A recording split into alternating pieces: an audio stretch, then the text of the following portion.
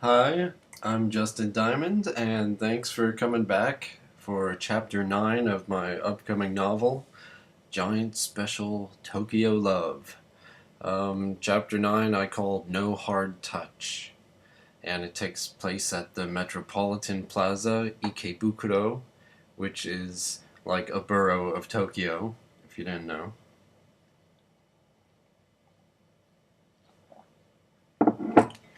Alright, so the next time I got high in Tokyo wasn't with Donnie. It was with Sakura. She had always been friendly with me, even knowing that I was married. She was Japanese by ethnicity but raised in California. Her English was native. She also spoke Japanese, but I had no idea how fluently. It soon became apparent to me that Sakura would be a great friend to have, if for no other reason than that she was bilingual. She was short and particularly uncurvy. To complete the gender-neutral look, she shaved her head, like a boy going into the army would. It wasn't until she opened her mouth that you could identify her as a woman. As a man with long hair, the contrast somehow made the relationship work. Somehow the opposites attracted. I hadn't seen Sakura in a while when she appeared one day in the break room. "Long time no see," I said. "Oh, hisashiburi," Sakura countered. She switched back to English. "What time do you get off work?" 11:40. "I'm booked up until the last lesson," I said. "Me too, perfect. I just got back from Cali and..." Ding dong. Our next lesson started. "Meet me by the elevators," Sakura said. "Hi." We turned back to our cubicles, back to our desks, just moments before the flood of students came for us. I didn't get another chance to ask Sakura about what she had planned for the evening. I didn't mind having some fun, but I had to make sure that she was aware of my train situation. I only had about an hour and a half to party before the last train for Kuki left. I was waiting for her, there by the elevators, nodding my head to the other English teachers who were leaving, when Sakura came out. I was dying to talk to her. My mouth was open, I was ready to go, but she stopped me cold by saying she had to use the toilet. From the way she said toilet, I knew that it wasn't the first word she would have chosen. It wasn't the word she would have used if we were back in America, but in Japan, they call it a toire. Toire. And she had adjusted her English, maybe subconsciously. I was still new enough in Tokyo to resist the urge. "Well?" I asked when she emerged, but Sakura didn't stand with me for a talk.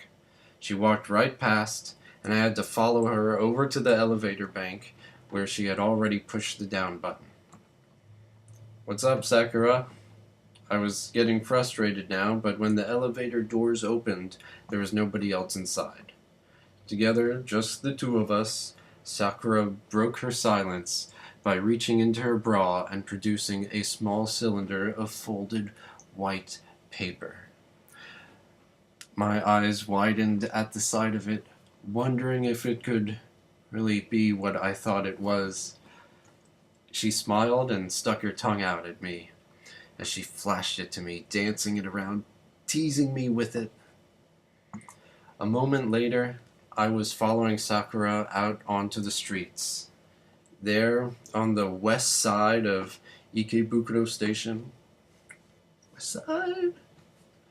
It was surprising how quickly we went from upscale Tokyo to seedy back alleys where we might not feel safe walking alone, or even together. "You got a light?" Sakura asked. We smoked and walked. We passed love hotels and tiny paid parking lots with car elevators so that 2 cars could fit in one space. It felt so right to smoke again after such long abstinence. We followed the PPP rule to puff puff pass, the joint between the two of us. We laughed and walked past vending machines that sold only drinks, never food. Why don't we ever smoke together? Why haven't we ever smoked together before? Sakura asked. Deep down, I think I knew you were a stoner. It's your hair, she said, taking one curvy lock and twisting it around her finger.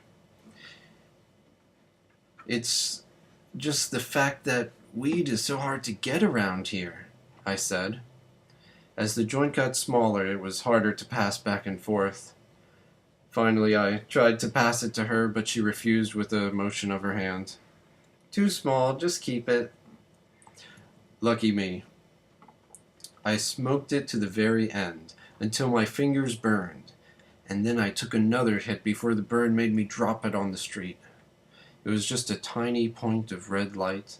I stepped on it and rubbed with my shoe. When I moved my foot to look, the evidence was gone. You ever been to a soapland? Sakura asked me. What's that? Is that a Disneyland alike? No, they're like strip clubs. There's one right over here, Sakura said, motioning to the next alley over. But when we got to the alley, there was nothing. Just dark, shuttered up businesses. No, the next block then, Sakura said, racing ahead. On that next block was indeed a bright sign slicing through the darkness. The writing on it was katakana, which I could read. Kind of. Sort of. Despite seeing the letters fine, I squinted from my inexperience with the strange font the sign was written in. I sounded it out. So pu ra do. Oh, it says soapland. Sakura was already opening the door and walking inside. I caught the door just a moment after it had closed. Inside, Sakura was already knee-deep in a Japanese conversation with a man behind a window. The setup was similar to a clinic or a doctor's office, but the window obscured the faces of both the customers, us, and the employee. Apparently, anonymity was big in these types of establishments.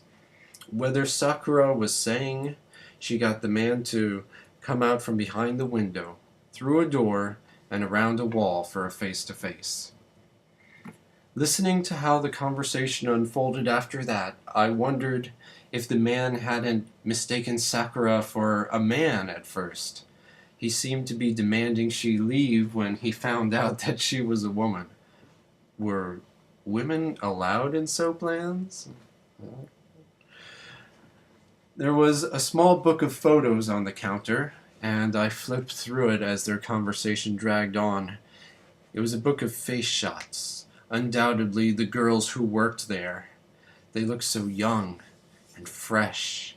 None of them had any visible flaws. If these were the girls who were available on any given night, I would definitely be coming back. Sakura was bowing. The tone of the conversation had changed. It was time for us to leave. Walking back towards the train station, Sakura summed up the conversation for me. The man said that only people who speak Japanese can go there because you have to understand the rules. And the rules are basically no hard touch. No hard touch. Yeah, I'm not sure what it means either, but you can imagine, Sakura said. Also, no girls allowed. Alright guys, that's it for this time. Thank you.